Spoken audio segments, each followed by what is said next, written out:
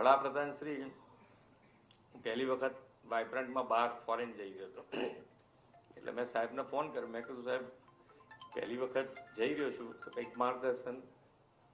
મને કે તાર કોઈ વસ્તુમાં ઉતાવળ સહેજ બી કરવાની નહીં, અને ઇન્ટરપ્રિટર હોય અમારી સાથે, એટલે સામેના જે ભાષા બોલવી હોય એ બોલે, આપણો ઇન્ટરપ્રિટર આપણને સમજાવે, સમજણ પડે પછી આરામથી જવાબ આપવાનો.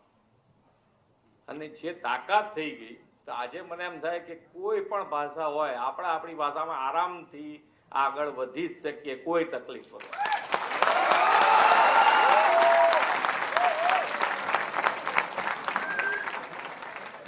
નહીતર તમારે ઇંગ્લિશ મીડિયમમાં ભણેલો માણસ તો આપણને ગમે ત્યારે પાડી જ દે, આમ ઇમ્પ્રેશન માં જ લાવી દે. આપણને ઇંગ્લિશ બોલવાનું શરૂ કરે એટલે આપણને એમ કહો બધું એને જ આવડે છે.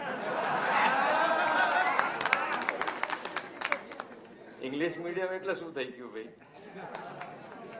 ગણિતમાં આવી જા મારી સામે, જો તાર પાડી દઉં છું.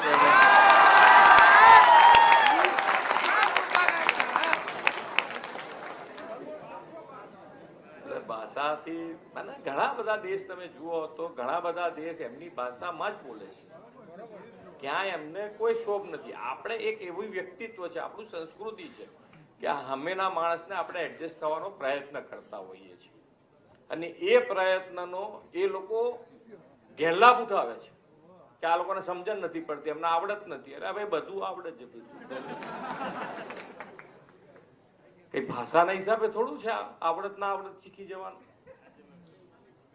એટલે તમે જે તમારી પોતાની તાકાત ઉભી કરજો, આપણી આટલી વાત છે. આજુબાજુ જોવા જશો તો ફરી પછડાશો. આજુબાજુ જોવા ગયા તમે, યાર પેલો કરે છે ને કશું થતું નથી તો હું કરું, તો પછી આમાં કશું રોકાય નહીં. આપણે શું કરવું છે નક્કી કરવું.